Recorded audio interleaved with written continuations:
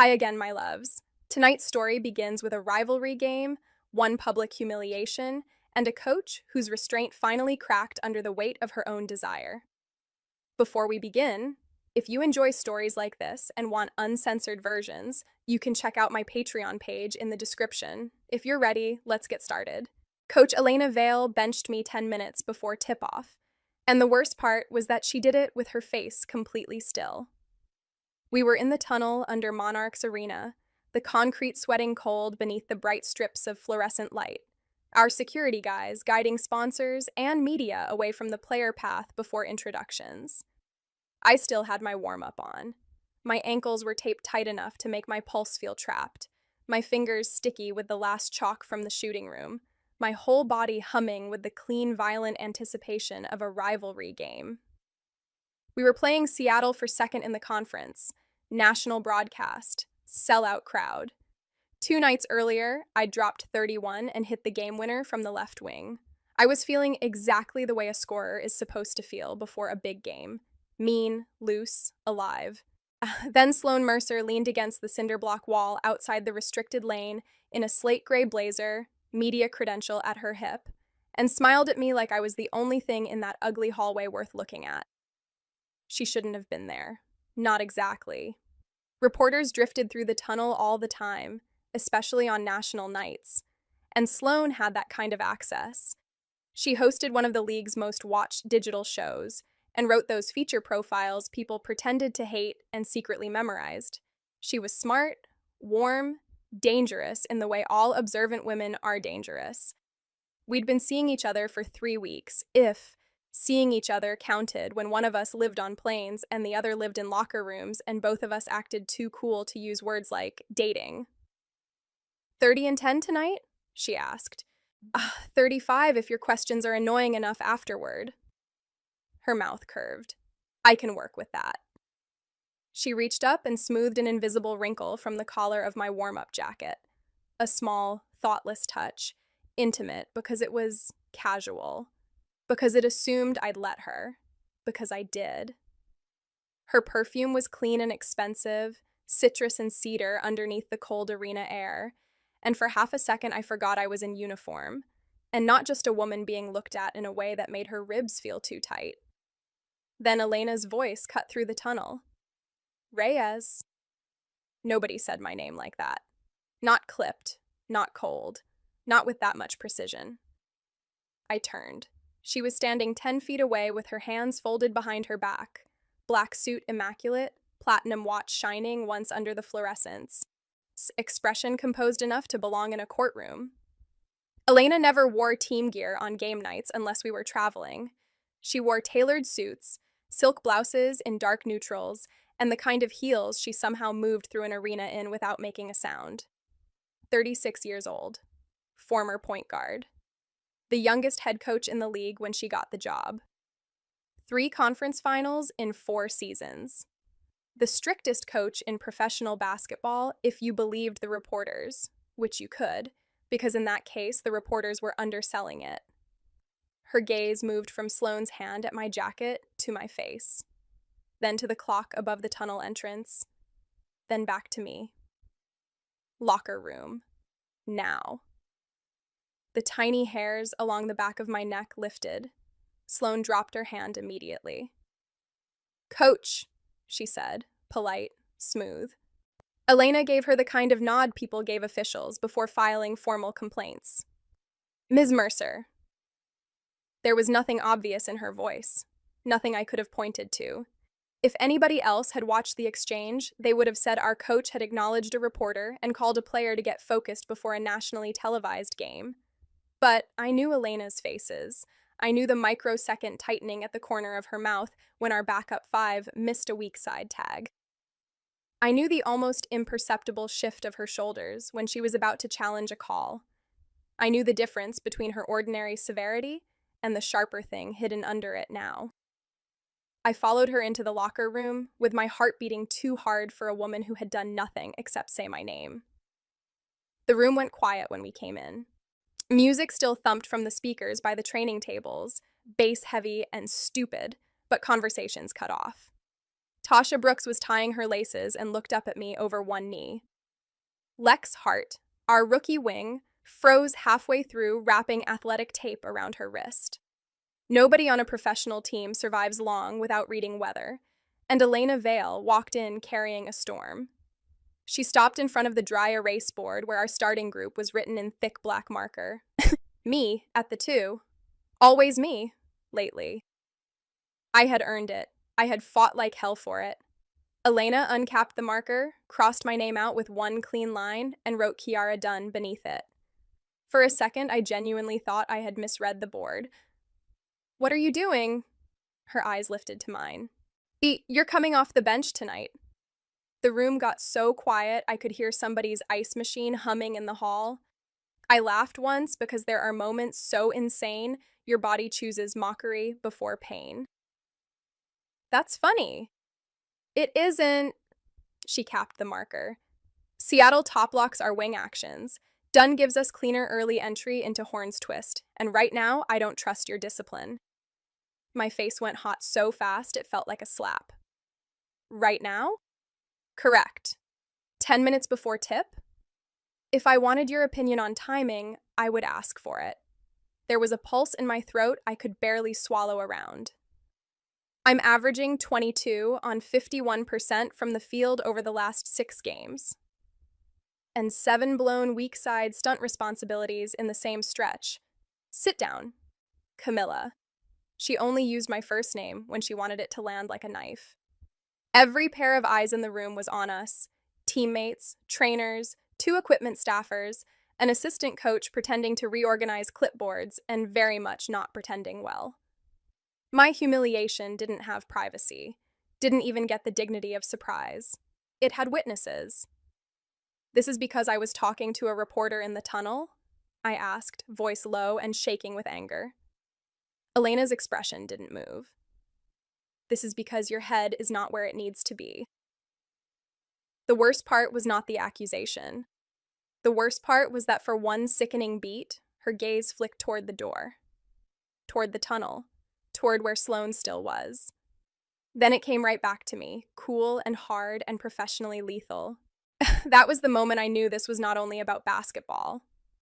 I didn't sit. I stared at her until Tasha got up and touched my elbow, just enough pressure to keep me from doing something career-ending in front of the whole team. "Cam," she murmured.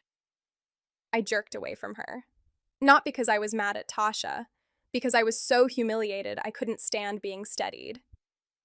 Elena moved on to the scouting report as if she hadn't just split my ribs open in public. "Seattle likes to flood the strong side on makes, so our first look is still drag into Spain in transition. Brooks, you own the glass. Dunn, push pace off live ball rebounds. Reyes, second unit scoring, no hero possessions." No hero possessions. I stood there for another 3 seconds on pure fury, then dropped into my seat so hard the metal chair barked against the tile. My palms were slick. My ears rang. I was aware of every inhale I took, every stare that slid away when I looked up, every ounce of blood pounding beneath the tape around my ankles. I should have been in the opening lineup. I should have been hearing my name last in introductions and running through smoke into 20,000 screaming people. Instead, I sat under the fluorescent lights with my jaw locked while Elena spoke in that calm, surgical voice and pretended the biggest decision she'd made all week was just another line on a clipboard. I did not look at her again during the rest of the pregame talk because I knew if I did, everyone in that room would see exactly how much I hated her. And maybe something even worse, they called our names for introductions. Then, and when Kiara jogged out with the starters, while I waited by the bench in a warm-up top I should not have still been wearing, the crowd made that confused sound fans make when reality doesn't match the version they paid for. It rolled over the floor in a low, unsettled wave. The national cameras cut to me. Of course they did. I could feel the red tally light like a burn. One of the arena hosts tried to smooth it over on the Jumbotron by yelling something about the deepest roster in the league, but the people down by the tunnel were already craning their necks toward our sideline. Social media would be chewing its own arm off in less than 60 seconds. Elena stood at the edge of the coaching box, one hand in her pocket, chin lifted toward the floor, unbothered. She gave Seattle's coach a curt nod. She did not glance at me. The game started badly. Kiara missed her first two reads in horns because Seattle blew it up with aggressive nail help, exactly the kind of thing I usually punished by rejecting the screen and getting downhill. Tasha got fouled on a duck-in. Lex got stripped on a late swing. I sat with my leg bouncing hard enough to shake the seat and watched our offense move like it had bricks tied to its ankles. After 4 minutes, Elena finally looked down the bench. Reyes! I ripped my warm-up off so fast my necklace snapped against my collarbone. She grabbed my wrist before I could check in.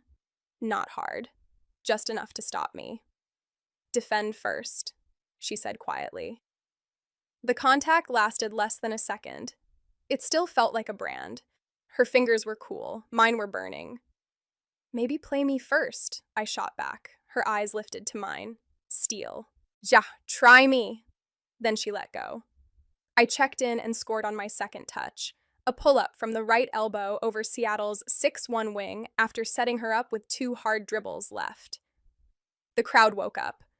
I hit a corner 3 in transition 2 possessions later. Drew a charge, skipped a left-hand pass to Tasha for an and one. In 8 minutes, I changed the whole temperature of the game. Elena sat me with 3 minutes left in the half. I stared at her when she called for the sub. Sure, I'd misheard. Coach! Done!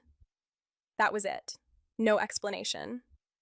I walked off in front of the scorer's table with my nostrils flaring, and the whole lower bowl watching because people can smell drama from the expensive seats better than anybody. Tasha slapped my hand on the way by and muttered, "Ja, don't give them the show."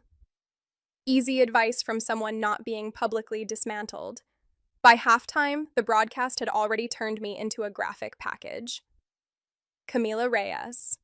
Benched flashed across the screen, while analysts filled dead air with words like discipline and matchup and tough love, all of it nonsense dressed up like basketball wisdom. In the third quarter, I stayed hot anyway. I always got meaner when embarrassed. It was one of the only useful things humiliation had ever done for me. I buried 2 threes, hit a spinning finish through contact, picked off a lazy slot pass, and took it coast to coast. The arena sounded like a jet engine. Every bucket felt like a direct insult. Every glare I sent our sideline on the runback felt earned. Midway through the fourth, with us down 5 and Seattle going small, I expected Elena to leave me in and hunt their backup guard until she begged out. Instead, she waved me to the bench after 1 defensive possession. I honestly thought I might black out from rage. "What the hell are you doing?" I hissed when I got to her. She didn't even look at me. "Your closeout angle was late." "You are out of your mind." "Sit." "I have 21 points in 17 minutes. And 1 missed shift I already warned you about." "This isn't coaching." That got her attention. She turned her head. Up close, Elena's face was all clean lines and impossible composure, every feeling ironed flat. "Be very careful what you say to me on my sideline." My laugh came out ugly. "Your sideline, right." Something flashed in her eyes. There and gone. It made my stomach dip in a way anger alone should not have been able to manage. Then she looked back to the floor. "Sit down, Reyes." So I did, because screaming the truth into a microphone clipped to my jersey would have cost me more than my pride. Seattle beat us by 4. I finished with 21 points, 4 rebounds, and the knowledge that if I'd played 5 more minutes, we probably won. When the buzzer sounded, Elena walked straight to center court to shake hands as if she hadn't just handed our biggest game in weeks to a rival because she had decided my existence was suddenly a problem. By the time I got to the tunnel after media, my phone looked like it had been assaulted. Teammates, my agent, my mother, 2 assistant coaches from teams I wasn't even friends with. Group chats exploding. Blue check accounts clipping every sideline camera angle where I looked ready to commit a felony. At the top of everything was a text from Sloan. "I'm sorry." Then another. Did she do that because of me? I stared at the screen so long the words blurred. My chest still felt full of hot shrapnel. Somewhere down the hall, equipment bins were rattling. A camera crew hustled past after catching Elena's post-game availability. I could still hear her voice in my head, calm and fatal. Right now, I don't trust your discipline. My thumbs moved before caution did. If she says it was tactical one more time, I might lose my mind. Sloane sent back 3 typing bubbles, stopped, started again. Want me to come by? I looked up and saw Elena at the far end of the corridor, stepping out of the interview room in that dark suit with her credentials swinging against her thigh. Reporters peeled away from her in a pack. She answered one last question without breaking stride, already moving toward the coach's offices. Her face was still composed, untouchable. But for 1 second, one impossible second, her eyes found mine across the hall, then dropped to my phone. She kept walking. The message indicator blinked in my hand. I typed, no. Then, after a beat that tasted like blood, I added, not tonight. Sloane sent back a single heart and nothing else, which made me like her more and made everything worse. I should have showered. I should have gotten dressed and gone home and ice-bathed my knees and let the rage settle into something I could survive. Instead, I stood in the corridor in my uniform, with my pulse drumming in my taped ankles, and watched the closed door of Elena's office like I could burn through it. Tasha came up beside me with 2 protein shakes, offered me one, and took it back when she saw my face. Bad time? She asked. I'm either going to scream at her or key her car. Do you know which car is hers? I dragged a hand over my mouth, not helping. Tasha leaned against the wall. At 32, she had the relaxed gravity of somebody who had already survived every version of this league and no longer needed to prove anything except that she could still box out women 10 years younger. Okay, then let me help for real. Don't do it tonight. She benched me because I talked to a woman in the tunnel. Maybe. You saw her. I saw Coach lose her religion for half a second, which is almost the same thing. Despite everything, a laugh almost broke out of me. That is not funny. No, baby, it's insane. Tasha lowered her voice. That's why I'm saying don't handle it tonight when you still smell like adrenaline and murder. I leaned my head back against the concrete wall and shut my eyes. Sweat had dried sticky under my sports bra. My calves were tightening. Somewhere inside my chest, humiliation had congealed into something more dangerous than pain. Pain you can ice. Humiliation makes plans. What did she say in the presser? I asked. Tasha made a face. Tactical discipline, matchup integrity, trusting the game plan. A whole lot of polished nonsense that would sound reasonable if we all hadn't watched you go nuclear in limited minutes. I exhaled through my nose. I hate her. Tasha was quiet for a beat too long. You want me to lie or you want me to be your friend? I opened my eyes. I don't like that question. Yeah. She tipped her head toward Elena's office. That part's going to be a problem. Before I could answer, Elena's door opened. She stepped into the hallway carrying a tablet and a folder of stat sheets as if nothing in the universe was messy. As if she hadn't just ripped something open that would not fit neatly back inside me. Tasha straightened. Coach. Elena, I said at the exact same time, because when I'm furious, I forget titles. Her gaze flicked to Tasha first, assessing, then to me. Brooks. Yeah, training staff needs your thumb checked before you leave. Tasha hesitated for half a second. I could see the whole calculus in her face. Veteran awareness, loyalty, common sense, the certainty that leaving me alone with Elena Vale in a hallway after that game was either the worst idea on earth or the only possible one. Cam, she said softly, I'm fine. That was how she knew I wasn't. But she nodded anyway and walked off toward the training room. Now it was just me and Elena and the hum of arena machinery after a loss. I stepped away from the wall. You benched me because I was talking to Sloane. No.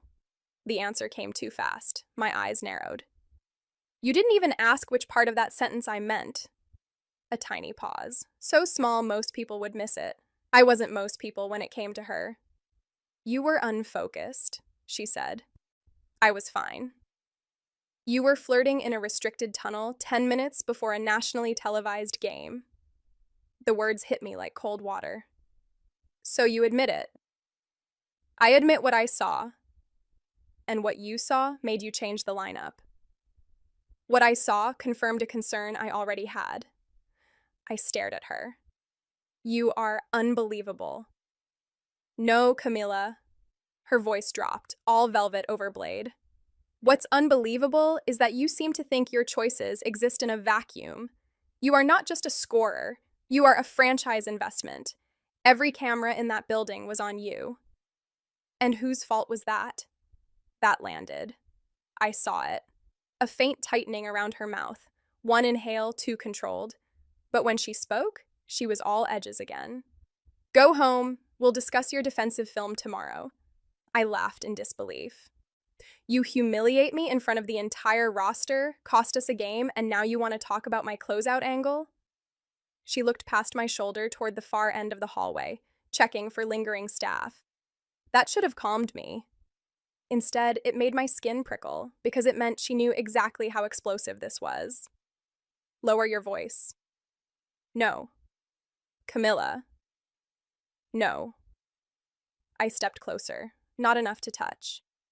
Enough that I could smell the faintest trace of her perfume under arena dust and coffee and the starch-clean scent of her shirt. You don't get to make me feel crazy and then ask me to be quiet about it. Her jaw flexed once. I'd never seen her lose composure in public. Never. She got thrown out of games with more serenity than most coaches used ordering lunch. But right then, in the ugly fluorescent corridor after a game she had helped lose, there was something in her face I had no word for except strain. You are not crazy, she said. Oh good, huge relief. You are angry. I'm humiliated. That one hit harder. I watched it land in the stillness of her shoulders. Good, I thought savagely. Feel some of it. For one stretched out second, neither of us spoke. The building hummed around us. Someone laughed far away. A door slammed. Elena's eyes held mine, cool gray and impossible to read unless you caught them in moments like this, when the control had to work twice as hard and the cost of it showed at the edges. Then she said, very quietly, "Go home before you say something you can't take back." My whole body went still. Maybe I'm not the one who should worry about that. Something flashed across her face. It looked too much like pain to be safe. She stepped back first. That, more than anything else, scared me, because Elena Vale never stepped back from anything. I went home shaking, stood under a shower hot enough to hurt, and tried very hard not to call what was happening by its real name. The trouble was that Elena had never felt neutral to me, not even before the tunnel. She'd recruited me out of free agency by telling me, with terrifying calm, that I wasn't undisciplined, just bored. Then she'd spent 2 seasons taking a torch to every lazy habit in my game until I was playing the best basketball of my life. We fought about everything: pace, shot selection, transition reads, how long I could hold a weak side tag before turning a kick out into a live ball turnover. I hated how often she was right. I hated how much her standards sharpened me. I hated most of all that her rare approval hit harder than crowd noise, endorsement shoots, or 30-point nights ever did. Which meant that once the possibility of attraction entered the room, I couldn't pretend it had arrived from nowhere.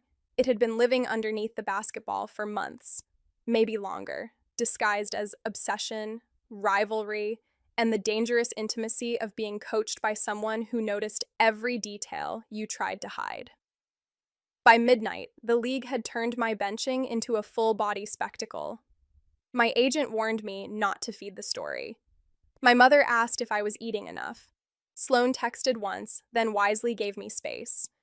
At 8 the next morning, I walked into the practice facility with a cold brew, a hamstring still tight from being yanked in and out of rhythm all night, and a level of anger so pure it felt clarifying.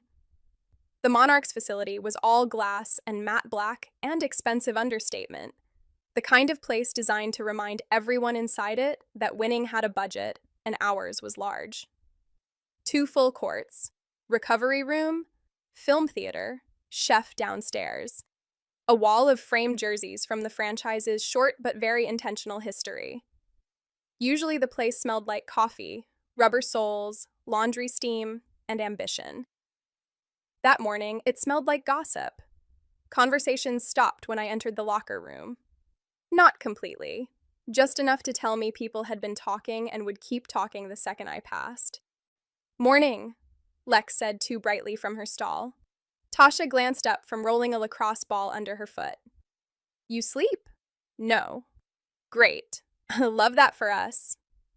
I changed in silence, pulling on practice gear while my phone buzzed every 30 seconds with some new clip or opinion or anonymous source close to the team who suddenly knew everything about my mindset. Somebody had already cut together footage of my check-ins and substitutions from the Seattle game with dramatic slow zooms like it was a breakup montage. It should not have surprised me how quickly the league machine fed on women's humiliation. We sold access as empowerment and called it branding. We were supposed to be grateful when people cared enough to dissect us. Elena was already on the floor when we jogged out, tablet under one arm, hair pinned back in a sleek knot that made her look even more severe. Dawn Price, our lead assistant, stood beside her with a stack of practice vests. Dawn had played 12 years in the league and had the permanent expression of a woman who had seen every dumb thing basketball could produce and was no longer impressed by any of it. Elena did not look at me when I joined the line. "Today is not therapy," she said to the group. "It's work. If anyone's attention is compromised, leave now and save me the inconvenience." A couple players shifted. Nobody moved.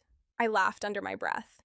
Tasha elbowed me, hard. We started with shell drill, and Elena coached it like she wanted to flay somebody alive. "Tag earlier, talk louder, no middle, shift on airtime." She whistled dead any possession she didn't like, which was most of them. Every time I was a half step off, her voice found me instantly. "Reyes, you're ball watching." "Reyes, stunt and recover, don't freelance." "Reyes, if you die on the screen one more time, I'll make you guard Brooks in the post for an hour and film it for instructional use." That one got a few nervous laughs. I kept my mouth shut because if I opened it, I was going to say something that would make the last 24 hours look quaint. Then came transition reads. We ran drag into slot action, second unit against starters. I took a hit from Tasha's screen, rejected, hit the nail, and lifted a one-hand pass to the weak corner exactly where Elena always asked for it. "Again," she snapped. I stopped under the rim. "It's why?" "Because your pace was wrong." It led to a wide-open 3, against a defense not rotating at game speed. Her eyes pinned me. Again. So we went again, and again, and again. Same set, same read, same pass, until my shoulders were slick with sweat and my temper was singing. Finally, after I hit it clean 6 reps in a row, Elena blew the whistle. Better. The praise was microscopic. I hated that I still wanted it. By the end of practice, my compression shorts were glued to my thighs, my ankles throbbed, and my phone had probably developed its own personality from how many notifications it was receiving unattended in my locker. Elena called film for 11. Nobody spoke on the walk to the theater except Lex, who whispered to Kiara that she'd rather take a charge from a freight train. The film room was dark and cold enough to make the backs of my arms pebble. We dropped into the tiered seats with protein shakes and bruises, and the particular silence athletes use when they're too tired to fake ease. Elena stood at the front beside the screen, remote in hand, every inch of her controlled. "Seattle, 4th quarter," she said. Up came the clip. My clip. Of course. I was on the left slot, ball reversed to the top, Seattle flowing into pistol on the weak side. The action unfolded. Their shooter lifted. Our low tag hesitated. My stunt was late by half a beat, and their wing hit a 3 from the corner. Elena paused the frame with my body frozen in slight rotation, chest angled just wrong. "Camilla." She didn't raise her voice. She never had to. What do you see? Every head in the room stayed pointed at the screen while every ear turned toward me. I could feel it. My chest opens too early, I said. Why? Because I'm reading the handler first. Should you? No. Why? Because you've spent 2 years drilling into my skull that our scheme lives or dies on low man discipline, and I know exactly what you want me to say, I thought. Aloud, I said, because the corner shooter is the highest value read once the big commits. Correct, yet you chase the glamour play. Something hot flashed through me. That's not what happened. Her gaze moved to me. Then explain it. I sat forward in my seat. I'm trying to split the difference because Tash is late on the peel and the handler's live. Tasha muttered. Facts. Elena didn't look away from me. And when you split the difference, what do you become? I knew the answer. Everyone did. Wrong, I said. Exactly. Dawn cleared her throat softly, maybe sensing the edge in my voice, maybe sensing the edge in Elena's. Hard to say. The film rolled on. Elena stopped 2 more possessions on me. One was fair. One was nitpicking disguised as principle. I could tell because even Dawn's eyebrows twitched slightly at the second one. By the time film ended, I was full of static. Players filed out toward recovery and lunch. I stood to leave with them. Reyes, Elena said. There it was again. The summons, the ownership in it. I turned. What? Dawn glanced between us and very deliberately collected 3 extra stat packets she did not need to collect. I've suddenly remembered I have to go be anywhere else. The door clicked shut behind the last of them. Now it was just me and Elena in the cold, dark theater with game clips frozen behind her and all the unsaid things in the room making it smaller. She set the remote down. Close the door. I stared at her for 1 second, then did it because refusing would have felt childish, and I was already being treated like one. What? You will not undermine me in film. I laughed. You benched me in front of the team and I'm the one undermining you? This is not about last night. Everything is about last night. Her face hardened. No, last night is over. The sheer arrogance of that made my vision sharpen. For you, maybe. She took 1 slow breath, the kind she used before free throws in old clips from her playing days. Your defensive habits have slipped for 2 weeks. My minutes have changed every game for 2 weeks. Because your focus has drifted. My focus? I stepped closer, anger making me fearless. Say her name. Her stillness turned absolute. That was my answer. I smiled without warmth. Right. You are not entitled to question every coaching choice through the lens of your ego. And you are not entitled to hide behind basketball when this is personal. Her eyes flashed. There and gone, but this time I caught it clean. Fury, yes. Something else under it. Something worse because it was more vulnerable. You think very highly of yourself. No. My voice went low. I think you notice too much to pretend you don't know what you're doing. For a second, I thought she might actually tell me the truth. Something in her face opened. Just a fraction, just at the edges, but enough that my pulse stumbled. Instead, she said, whatever is happening in your private life, keep it from bleeding onto my floor. I barked out a disbelieving laugh. Your floor again! This team is my responsibility. I am not a child. I'm aware. Then stop talking to me like I wandered in from college. She looked at me for a long beat. Adults understand consequences. The line was so sharp, so controlled, that it took me a second to hear what was wrong with it. Consequences. Not discipline, not game plan. Consequences. For what? I asked quietly. Elena said nothing. The silence between us thickened, became its own kind of confession. I took another step. We were close enough now that I could see the faint shadows beneath her eyes. Had she slept? Had this cost her anything after all? I hated that I wanted the answer to be yes. For talking to her? I asked. For being seen? My laugh turned bitter. For letting somebody touch my collar before a game? Her jaw flexed. There it is, I whispered. Enough. No, not enough. Not even close.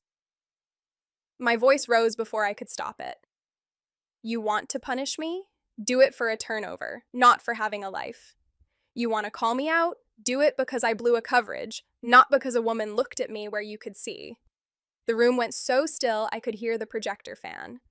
Elena's eyes were icy now, dangerous in a different way. Watch yourself. Or what? The second the words left my mouth, I knew I had stepped into something live. She moved before I could process it, one stride, maybe two. And suddenly, she was in front of me, with all that impossible contained force only inches away. Not touching. Never touching. But close enough that my body reacted before my pride did. Her voice was quiet enough to be more frightening than a shout. Or you will force a conversation you are not prepared to have. My breath caught. There were 1,000 good responses. Professional ones, safe ones, smart ones. What came out was, try me, a mistake, a terrible one. Because for one wrecking, unbearable second, Elena looked at my mouth. Then she stepped back like she'd been burned. You're dismissed, she said. I stood there another moment, my skin electric, my heartbeat embarrassing, and then I turned and left before she could see any more than she already had. In the hallway outside the film room, Dawn Price was leaning against the opposite wall with a paper cup of coffee and exactly the expression of a woman who had not been eavesdropping and had nevertheless somehow learned everything. She lifted the cup. You two done trying to set the building on fire? I stared at her. How long were you out here? Long enough to know neither of you should be trusted with matches. I scrubbed both hands over my face. Great. Dawn's voice softened. Camilla? I dropped my hands. She studied me with the plain, unsentimental concern of someone who had once played this game at the highest level and knew the damage coaches could do when they confused authority with intimacy, even by accident. You good? No, not even a little. Yeah, I lied. She nodded like she knew it was a lie and respected it anyway. Shh, get treatment on that left calf before it seizes up. And maybe stay off your phone for an hour. The world can survive without your comments. I almost smiled. You make that sound possible. It isn't, but try. I headed toward the training room and only realized halfway there that my hands were shaking. By evening, the story had grown teeth. Every panel show wanted to know why the league's hottest scorer had suddenly become a discipline segment. Anonymous sources speculated about attitude, focus, maturity. My agent texted me 3 approved sentences for any microphone shoved in my face. I ignored all 3 and met Sloan for dinner because the idea of going straight home and marinating in Elena's silence felt worse. Sloan chose a dim little place in Silver Lake where the booths were deep and the lights were forgiving. She looked more off-duty than I'd ever seen her. Hair down, dark green silk shirt, no credential swinging at her hip. For 10 minutes, we talked about nothing important, and then she put her glass down and said, Okay, tell me how murderous you are on a scale from 1 to arson. I laughed despite myself. Then I told her the truth. She keeps saying focus like I committed a crime, I said. She keeps talking about consequences. Sloan listened the way good journalists do, without filling the space too early. When I finally stopped, she asked very quietly, Do you want my honest opinion as the woman you're sort of seeing, or as someone who has spent 9 years reading coaches? Both. As a reporter, she said, Elena Vale has looked at players with frustration, investment, disappointment, affection, all of it. I've never seen her look at anyone with that much restraint. My stomach dropped. You're wrong. Maybe, but I don't think so. I stared out the window at the headlights sliding past. The truth was already in the room. All she had done was put shape around it. If Elena weren't your coach, Sloan asked after a moment, Would this be simpler? The answer came too fast to fake, impossible to ignore. Sloane nodded once, the way people do when they set down something sharp and decide not to cut themselves on it. Okay. She ended things with more grace than I deserved. Not with drama, not with punishment, just with the clear-eyed refusal to become collateral damage while I was emotionally caught on a woman who could ruin my season by blinking too hard. We stood outside under the amber awning, and she touched my cheek so gently it almost undid me. "She's in your skin," Sloane said, "whether you want her there or not." I watched her walk away, feeling grateful, guilty, and freshly furious with Elena for contaminating one of the few uncomplicated things in my life without ever touching it. The next morning, Sloane did not appear in the tunnel before our game against Phoenix. Elena noticed anyway. I knew she had the second her eyes found my face during warm-ups, and held for one beat too long, as if taking attendance on an absence. I started, played 33 minutes, we won by 12. I dropped 28, 6 assists, and enough hard downhill drives to punish every lazy help angle Phoenix tried. Afterward, Elena paused beside my locker and said, "Your weak side reads were cleaner." Praise from her was always too rare to be healthy. Even then, even furious, I felt it land. "You mean when I'm not distracting myself by existing near women?" I asked. Her expression didn't change. "Take tomorrow's recovery seriously. Your right hip is compensating." Then she moved on, leaving me with the infuriating knowledge that she had noticed my body anyway. That became the pattern for the next stretch. On the floor, she was surgical and relentless, calling more structure and fewer liberties, making me earn every minute while insisting the whole thing was about standards. Off the floor, she monitored details nobody else caught. She sent the trainer over before I admitted my wrist was sore. She told the equipment manager to move me to an aisle seat when she noticed my quad cramping on the plane. She asked the nutritionist whether I had eaten enough after I skipped dessert at team dinner. None of it was soft enough to name. All of it was intimate because it meant she was watching. And every time my phone lit up in her line of sight, the room changed. By the middle of August, the playoff race had turned vicious. 4 teams within 2 games, every broadcast obsessed with seeding, every road trip feeling like a stress test. I was in the best scoring rhythm of my career, and also living under the brightest, ugliest kind of speculation. If Elena sat me for 6 minutes too long, there were clips online before the 4th quarter ended. If she barked at me in practice, it became anonymous fodder about franchise tension. My agent started reminding me that contract extensions do not love instability, and I started sleeping with my jaw clenched. The truth was that the basketball mattered too much for me to float above any of it. I had earned my spot.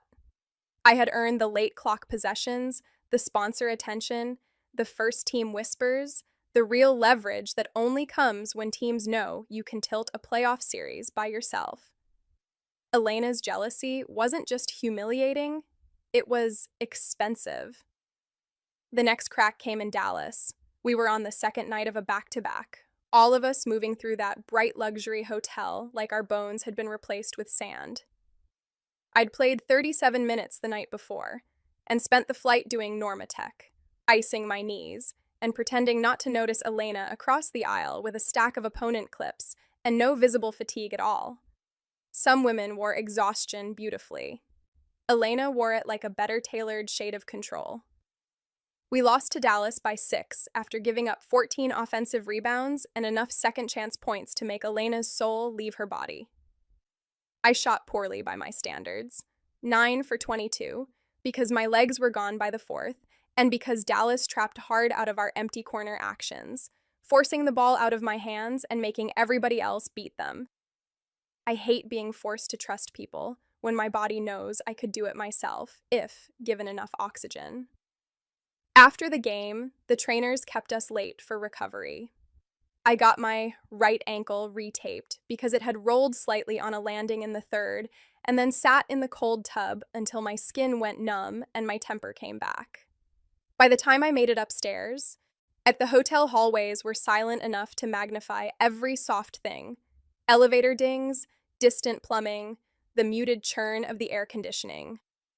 I was in monarch sweats, hair damp from the shower, room key in my hand, when I heard heels on carpet behind me. No one else on our travel staff wore heels at midnight. I turned. Elena stood at the far end of the corridor in black slacks and a cream silk blouse with the sleeves rolled once at the forearms. Her suit jacket was draped over one arm. A small medical cooler hung from her other hand. I blinked. What is that? Open your door! I actually laughed. Excuse me? Your ankle. You're the head coach, not a trainer. Open the door, Reyes. There are tones women like Elena use when they expect compliance because the world usually gives it to them. Most of the time, I fight those tones on principle. That night, I was too tired and too curious, so I opened the door. My hotel room was standard luxury road trip neutral. Beige carpet, too cold air, one abstract painting nobody would remember, bed crisp enough to mock fatigue. Elena stepped inside and set the cooler on the desk like she belonged there. That should have alarmed me more than it did. I shut the door behind us carefully. Did Dawn put you up to this? No. Tasha? No. Then what exactly are you doing? She looked at me. Preventing swelling. Sit. It should not have been hot. Someone that severe telling me to sit in a hotel room after midnight. It absolutely was. I hated that about myself. Possibly hated it more because I could see in the set of her mouth that she knew and was choosing not to acknowledge it, or which somehow made the room feel smaller. I sat on the edge of the bed and stretched my leg out. Elena knelt in front of me. I stopped breathing for a second. She opened the cooler. Ice wrap, compression bandage, anti-inflammatory gel. Her hands were steady, elegant, efficient. If she noticed the way my pulse kicked when she touched the heel of my sock, she gave no sign. This is absurd, I said, because if I didn't speak, I was going to hear my own heartbeat. Yeah, probably. That's comforting. You prefer honesty. I prefer boundaries. A tiny pause. Do you? The question was so quiet it almost slid past me. I stared at her bowed head, at the sleek line of her hair, at the concentration in the set of her brows as she peeled my sock off with care that felt indecent. My ankle was tender, but not bad. A little puffed around the outside. Elena pressed lightly along the joint, eyes flicking up to watch my face. Pain here? A little. Here? No. Her fingers moved higher. My calf clenched involuntarily. Her mouth tightened. Compensating. Your observational skills remain dazzling. Your deflection remains predictable. I should have snapped back. Instead, I watched her hands. Long fingers, short, clean nails. The same hands that drew ATOs and crossed my name off a starting lineup board and now held my foot with infuriating gentleness, like it was something breakable. You don't have to do this, I said. I know. Then why are you? She wrapped the ice cuff around my ankle with professional precision. Because if you wake up swollen tomorrow, you'll hide it and then insist you're fine through shoot-around. That is wildly unfair. It is wildly accurate? I almost smiled. It made me angry that she could still do that to me. Elena tightened the compression strap and finally looked up. We were too close. I had known it from the second she knelt. But knowing and feeling are not the same thing, and when her eyes lifted fully to mine, the force of it went through me like a live wire. Her face was inches from my knee. All that control, all that withholding, all that intelligence. I could smell her perfume now, faint and expensive, and mixed with hotel soap and the cold medicinal scent of the ice pack.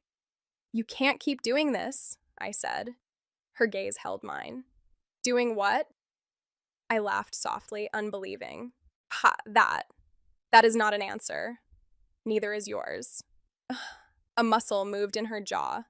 This was the dangerous center of her, I realized. Not anger, not strictness, the terrible discipline it took to keep herself unspoken. So I did the stupidest thing possible. I leaned forward. Only an inch. Maybe less. Enough to make the room change. Elena went very still. "Tell me I imagined it," I whispered. She didn't ask what. "Tell me the tunnel was about defense," I said. "Tell me the way you've looked at every text I get is about team culture. Tell me you benched me because of a close-out angle, and not because another woman touched me where you could see." Her hand was still around my ankle. The pressure had gone perfectly motionless. "Camilla!" The sound of my name in her mouth was worse in private. Lower. Rougher around the edges of the control. Not a coach's voice anymore. A woman's. "Tell me," I repeated. For one catastrophic second, I thought she might. Instead, she stood in one clean motion and stepped back, taking all the heat with her so abruptly I almost swayed toward the absence. "This treatment stays on 20 minutes, she said. "Elevate overnight. Training staff will check you in the morning." I stared at her. "That's what you're doing?" What I should have done sooner. "Oh my God," I laughed, sharp and breathless. "You really are a coward." That landed. Her face changed. "Not much. Enough." "If cowardice is the thing standing between us and a disaster," she said quietly, "then tonight I am happy to be one." She picked up the empty cooler and walked to the door. I followed her on fury alone, ice pack still strapped to my ankle. "You don't get to say cryptic, devastating things and then leave." I just did. "Because you're scared." She turned with her hand on the knob. "Yes." The answer hit harder than denial would have. We stared at each other across the narrow hotel room, my breath too loud, her composure hanging by threads only I seemed able to see. Then she opened the door and left me alone with a freezing ankle and the first honest word she had given me. I didn't sleep much after that. The next morning at shoot-around, Elena was perfect. Not colder than usual, not warmer, not one shred less composed than she had been before kneeling in my hotel room and admitting fear. She installed a wrinkle against Dallas's switch package, corrected our spacing in 5 out, and moved through the arena with that same immaculate poise like midnight had never happened. I hated her for it so intensely I hit 32 that night. Sometimes anger is the cleanest fuel. I came out attacking, splitting traps, hunting the elbow, rejecting every switch Dallas tried to bait me into. By halftime, I had 18, and our bench was loud enough to wake the dead. In the third quarter, their big got switched onto me in space, and I crossed her so hard the whole lower bowl screamed before the pull-up even dropped. I glanced at our sideline on instinct. Elena was standing with one arm folded across her waist, the other hand braced under her opposite elbow. Her face gave away nothing. But when my shot splashed through, one corner of her mouth shifted. Barely. Approval. Pride. Something more dangerous because it was private and involuntary, and mine only because I knew how to look for it. We won by 11. In the tunnel after media, breath still warm from the post-game interview, I almost turned toward her office on instinct. To what? Continue tearing the rest of the truth out with my bare hands? Let her say something devastating and incomplete again?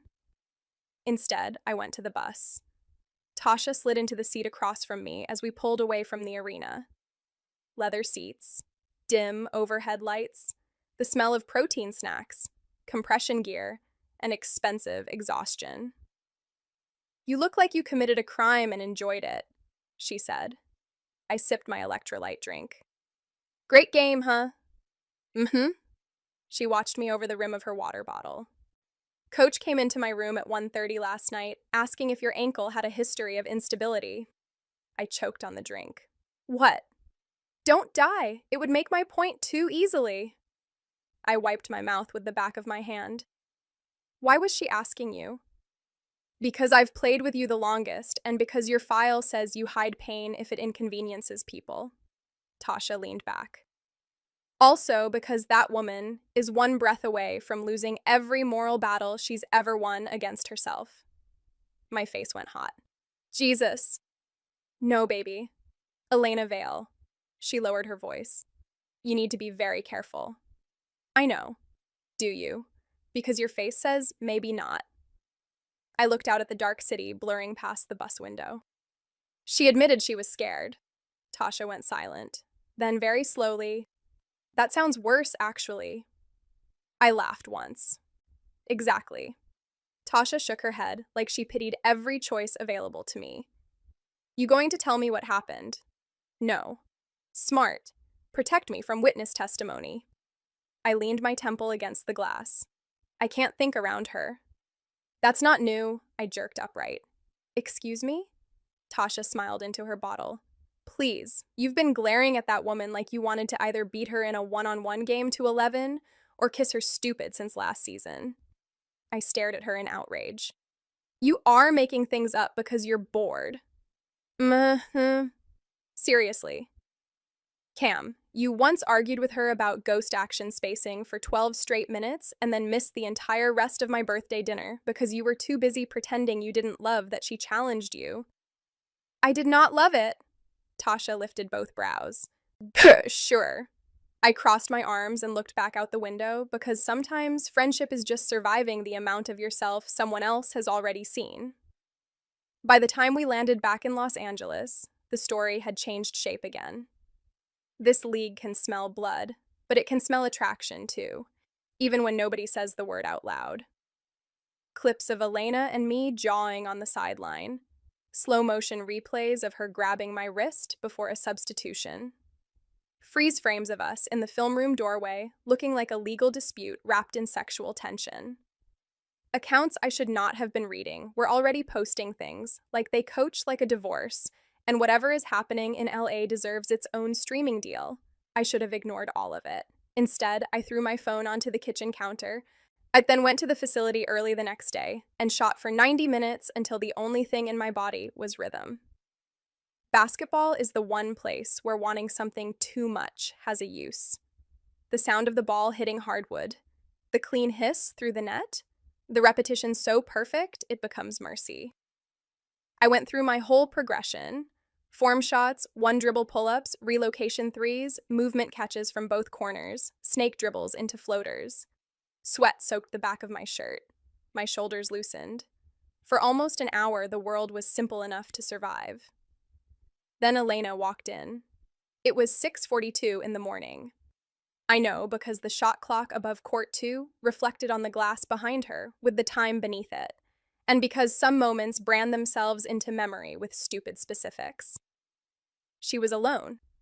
Hair down this time, not pinned. Dark workout pants, black quarter zip, no makeup that I could see. Softer around the edges from lack of armor and somehow even more dangerous for it. I caught the ball off the rack and held it at my hip. Do you own a home or just facilities? Depends on the week. Charming. She came to the sideline and watched me shoot in silence for 3 reps before saying, "Your landing is drifting left." I missed the next one because of course I did. She didn't smile. Again. I should have told her to go to hell. Instead, I shot again. She was right. My left foot was sliding a fraction on the gather, probably because of the ankle from Dallas. Elena stepped onto the court. Show me. The 2 most dangerous words in sports when spoken by someone who can improve you. I tossed her the ball. She caught it one-handed and fed it back with a chest pass so exact it hit my shooting pocket like a memory. We went through footwork without speaking much. She corrected the angle of my plant, told me to let the inside hip stay quiet, made me repeat the same left to right drift until it felt like insult, and then like instinct. At one point, she moved behind me and touched my waist to stop my rotation. Just my waist. Nothing indecent. A coaching correction anybody in the building could have seen and explained away. I still forgot how to inhale. Her hand left immediately. Too immediately.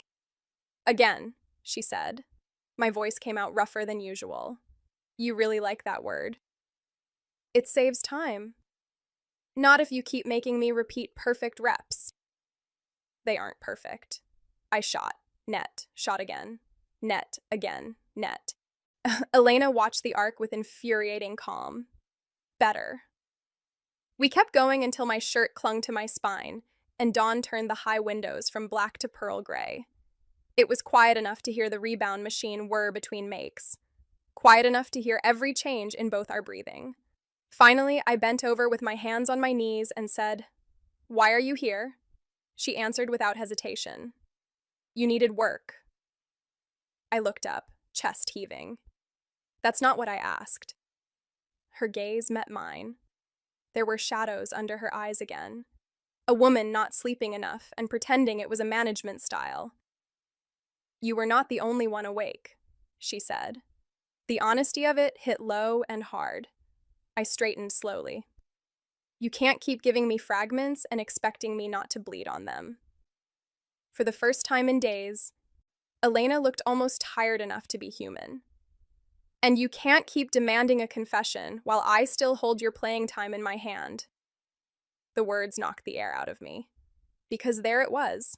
Not the full truth, but a piece big enough to cut. I swallowed. Then let it go. Something moved across her face. So quickly I could have imagined it if I'd wanted safety more than certainty. "It isn't that simple," she said. "It is if you care about not ruining my career." That one made her flinch, tiny and real. Good, I thought again.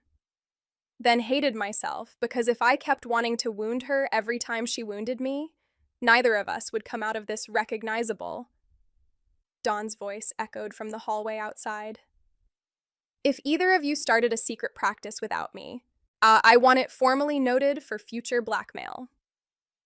Elena stepped back immediately. Distance reassembled in one cruel second. "Recovery in 20, she said. Then she walked off the court before Dawn fully entered, leaving me with a ball in my hands and a pulse that had no interest in recovery. It started in the third quarter. Tight game, loud building. Atlanta switching 1 through 4 and trying to drag Tasha away from the rim with 5-out spacing. I had 14 already and could feel them loading up to trap me on every empty side pick and roll. Elena adjusted at halftime, sliding me off more decoy action to let Kiara trigger Spain and use me as the backscreen release. Good tweak, smart. We opened the quarter on an 8-0 run because of it. Then, with 4 minutes left in the third and me cooking, my phone buzzed in the pocket of my warm-up pants at the end of the bench. I know because I heard it during a dead ball while I toweled off. The screen lit on the chair beside me. Sloane's name. Nothing scandalous, just a text. Her TV hit had aired that morning. She'd probably seen a good angle from the broadcast and wanted to make a joke. We hadn't fully stopped talking. Some habits don't end cleanly just because they should. I glanced at the screen for maybe half a second. When I looked up, Elena was staring at me from the sideline. Not ordinary game eye contact, not coach-to-player communication. A look so flat with contained anger it made my stomach drop. The buzzer sounded for the sub. She pointed to me. I checked out, stunned. "Why?" "Need more size." Atlanta had gone smaller. "You're kidding." She leaned in without changing expression. "Sit." I should have obeyed and saved the explosion for later. Instead, I looked her dead in the eye and said, "Was that for a blown coverage or a text message?" Silence hit the nearby bench like a thrown plate. Elena's face became terrifyingly blank. "Sit down, Camilla." The use of my first name in that tone told me I had crossed a line. I crossed it further anyway. "Answer me." Dawn stepped forward instantly. "Cam, now is not—" "No," I snapped, not taking my eyes off Elena. "I want to hear the coaching principle. Go ahead. Explain the scheme where looking at my phone during a dead ball means I lose minutes." The crowd noise swallowed most of it. Not enough. Elena's nostrils flared once. That was the only warning I got. She took the board from Dawn, drew one line with violent precision, and handed it back. "Locker room. You're done tonight." For a second, I truly did not understand what she'd said. Then Tasha swore under her breath, and Dawn whispered, "Jesus Christ." The blood rushed so hard in my ears, I could barely hear the arena anymore. You're throwing me out of a game? I am removing you from my bench. Your bench. Her eyes flashed. Now. I laughed because what else do you do when your life turns into a public execution in high definition? You are going to regret this. The line came out low enough that only the immediate circle heard it. Thank God. But everybody in that circle knew it was not about basketball anymore. I ripped the towel off my shoulders and stalked toward the tunnel while the cameras followed, because of course they did. The crowd roared as if ejection was entertainment, and not a woman's career being made vulnerable in real time. In the locker room, I threw a Gatorade bottle at the cinder block wall, hard enough to explode it blue. Then I sat on the training table, shaking so violently I had to grip the edge with both hands. The game finished without me. We lost by 3. I found out from the post-game stat sheet that Elena told media I had violated team focus protocols.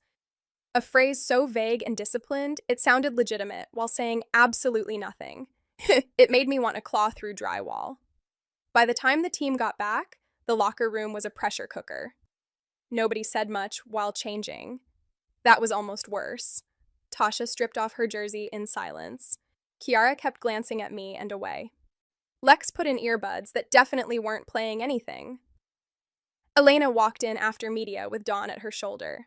Her expression gave away nothing. Bus in 12 minutes, she said. Recovery packets are in your lockers. Tomorrow's film moved to 10. I stood up so fast my stool tipped over. Are you serious? Dawn started toward us. Elena lifted one hand slightly to stop her. Tiny motion, complete command. Not here, Elena said.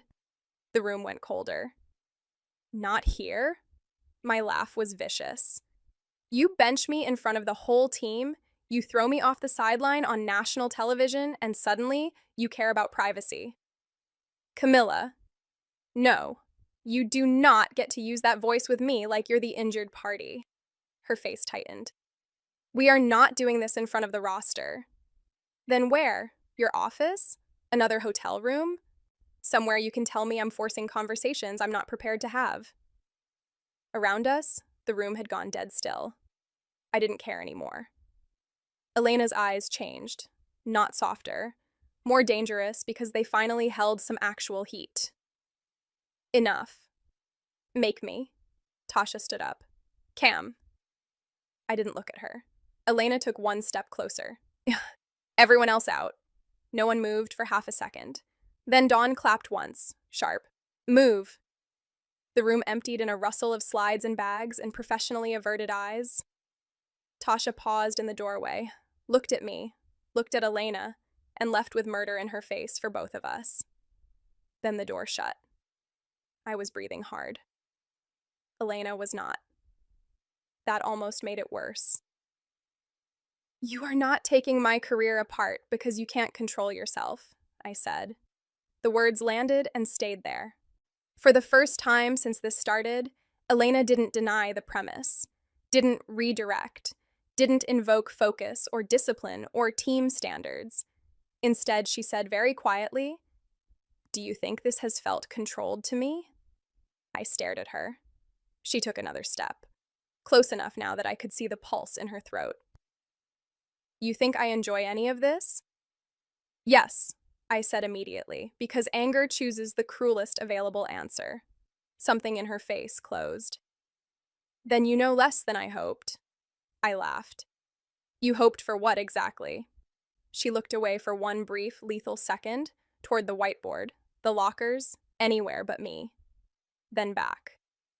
That you would allow me the dignity of trying to protect both of us. The words hit like a body blow, like a body. By humiliating me? By creating distance. You created damage. I know. The simplicity of it stole all my next lines. Elena's voice stayed level, but only just. I should not have benched you that first night. I know that. Heat rushed into my face. Then why did you? Silence. I took one step forward. Say it. Her jaw worked once. Because I saw you with her. My whole body went still. And? I whispered. and I was angry. Why? She laughed once without humor, the strangest sound I'd ever heard from her. You know why? No, I know what I think. I want to hear what you can actually bear to say. The locker room hummed around us. Vents, distant footsteps in the corridor, the aftertaste of Gatorade and sweat and public disaster. When Elena spoke again, her voice was lower than I'd ever heard it. Because another woman was touching you before a game, and I wanted to pull her hand off you. My breath left me. There it was. Not polished, not technical, ugly and honest and completely unforgivable in the same breath. Fury shot through me so clean it almost relieved me. So you admit it? Yes. I laughed, stunned and shaking. Oh my God. I was wrong. You think? My voice cracked upward. You think maybe weaponizing your authority because you were jealous was wrong? Her eyes flinched. Good. You don't get to want things from me with one hand and control my minutes with the other, I said. Do you understand how sick that is? Yes. And you did it anyway. Yes. I took another step and jabbed a finger toward her chest before I could stop myself. You made me look unstable. You made people question my focus, my professionalism, my value. You put my contract season at risk because you couldn't stand that somebody else might have my attention. Elena didn't move, didn't block my hand, didn't do anything except absorb it with a face gone pale and precise. Yes, she said again. The quiet acceptance of blame should have soothed nothing. It still changed the air. I dropped my hand because touching her, even to accuse her, felt too intimate. I hate you right now. She swallowed once. You should. The answer nearly wrecked me, because it wasn't manipulative. It wasn't defensive. It was a woman standing inside the damage she had done and refusing to ask for less of it. It would have been easier if she had lied. I looked at her and saw, all at once, every rigid line of control she had built around herself. The discipline, the distance, the obsession with order. And beneath it, the thing I had only sensed until now. Hunger so forcefully denied it had curdled into cruelty the second it lost its grip. You should have recused yourself, I said. You should have told Dawn, the GM, somebody, the second this became personal. I know. You should have stayed away from me. Her mouth tightened. That part was harder. I laughed in disbelief, tears suddenly burning behind my eyes from sheer overwhelmed rage. Oh, that is not romantic, Elena. Don't you dare make it sound romantic. Her expression changed instantly. I wasn't. Good, because it was selfish. Yes. I scrubbed a hand over my face. Stop agreeing with me. A brief, pained ghost of a smile. Gone immediately. You asked for honesty. I dropped my hand. No, I demanded the truth. Honesty would have been before you used me to fight with yourself. That landed hardest of all. I saw it in the way her shoulders lowered by an inch, as if some central brace had finally given way. Yes, she said. It would have. We stood there in the wreckage of it. Then Elena did the last thing I expected. She reached into the pocket of her slacks, pulled out her phone, and set it on the counter beside the lockers. I'm calling Mara tonight. My brow furrowed. Mara Whitfield was our general manager. What? I'm reporting it. I stared at her. Your what? The initial benching, Atlanta, the conflict, all of it. Her throat moved once. I should have done it before now. The room tipped slightly. You'd do that? I asked before I could stop myself. Elena's eyes held mine, rawer than I had ever seen them. I have already taken enough from you. My anger stumbled over itself. Not because she had earned forgiveness. She hadn't. Because accountability always looks different in fantasy than it does when the person in front of you is actually willing to bleed for it. I don't need some grand gesture, I said. This isn't for redemption. No? No. Her voice roughened at the edges. It's because you were right. I let desire distort my judgment. That is not survivable as your coach. The word desire went through me like fire and shame and vindication all at once. I hated that she could still do that with a single noun after everything. I looked away. Don't say things like that to me now. Why? Because I still work for you. A beat. Then Elena nodded once. Understood. She picked up the phone. I watched her unlock it with steady hands. And for the first time since the tunnel, I believed her fear might not be the worst thing in the room anymore. Maybe it was what honesty would cost. She called Mara that night, and by the next afternoon, the whole league knew something had broken inside the Monarchs. Not the whole truth, not me, not desire, just enough. Elena Vale was stepping away from game day duties pending review of an internal conduct matter tied to player management. Former players called it what it was. A power line crossed late, but crossed all the same. Elena addressed us once before Dawn took over. Practice court, no suit, no armor.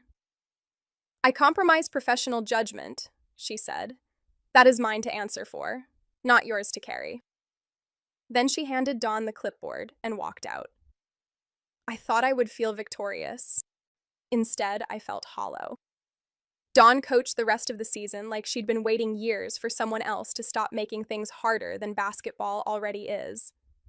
She simplified what needed simplifying and left me alone to play.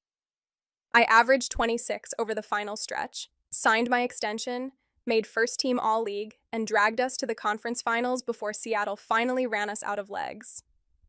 Elena wasn't there to watch. Her review ended before ours did.